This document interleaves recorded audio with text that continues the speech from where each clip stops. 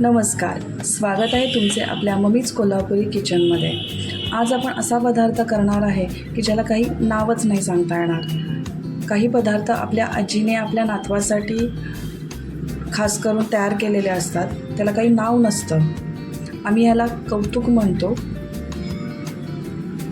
अगदी 1 वर्षाचं बाळ ज्याला आत्ताच दात आलेले आहेत, असे बाळाचं वजन वाढण्यासाठी हा पदार्थ आपण त्याला देऊ शकतो।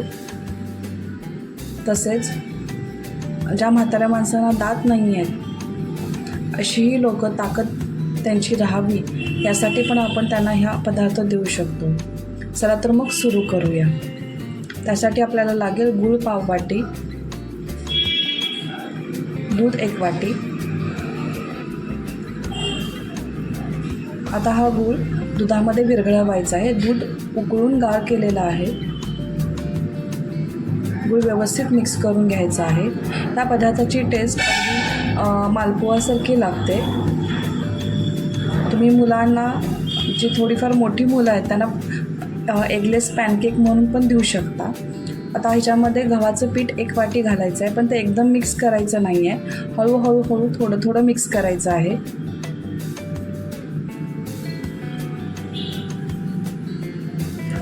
त्याच्यामध्ये गाठी नाही राहिल्या पाहिजे, या पद्धतीनं मिक्स करायचं आहे। चमच्याने मिक्स होत नसेल तर सरळ हाताने तुम्ही मिक्स करू शकता।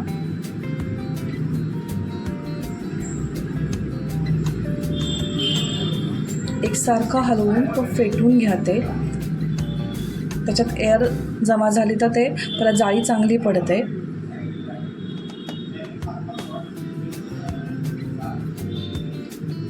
या पद्धतीची कन्सिस्टन्सी पाहिजे, खूप पातळही नाही, खूप घट्टही नाही।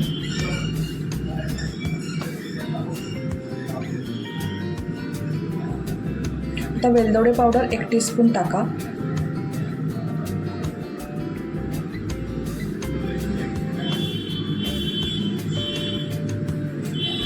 आता परत फेटायचं आहे।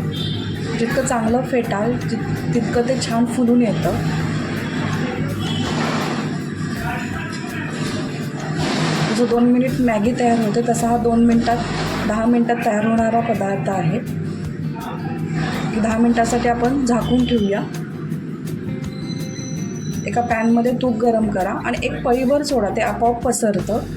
हा पदार्थ फक्त तुपावरच करायचा आहे। तूप थोडंसं जास्त लागतं आणि मंद गॅसवर करायचं आहे। शक्यतो नॉनस्टिकमध्ये करा, म्हणजे खाली चिकटणार नाही। थोडा गूळ आपला जर जास्त झाला तर ते खाली चिकटतं, त्यामुळे प्रमाणात गूळ घाला आणि मंद गॅसवर ते शिजू द्या। हे बघा, असा छान गोल्डन कलर आला पाहिजे।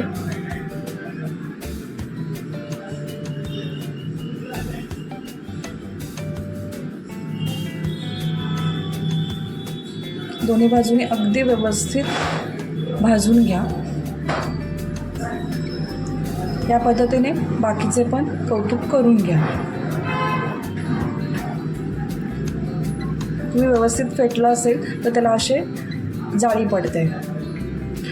अजून एक, गूळ जर तुम्हाला वापरायचं नसेल तर इथं काकवीसुद्धा वापरली तर चालेल। काकवीने तर खूप छान होतं तयार।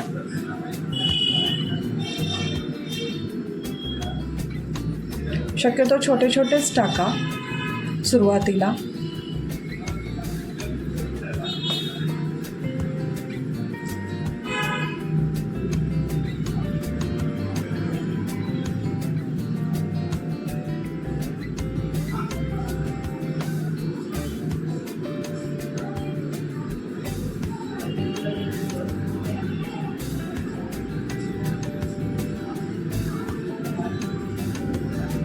दोन्हीकडून अगदी छान भाजून घ्या।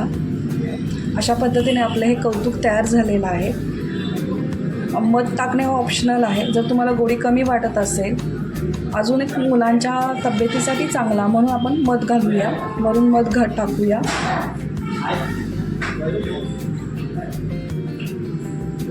चवीला अगदी उत्तम लागतो। अगदी लहानांपासून अगदी म्हाताऱ्यांपर्यंत सगळ्यांना हा पदार्थ आवडेल। तुम्हाला जर हे कौतुक आवडलं असेल तर लाईक करा, शेअर करा आणि कमेंट करा आणि माझ्या चॅनलला सबस्क्राईब करायला विसरू नका। अशाच नवीन आणि वेगळ्या पदार्थांसाठी परत भेटूया। तोपर्यंत मस्त खा आणि मस्त राहा।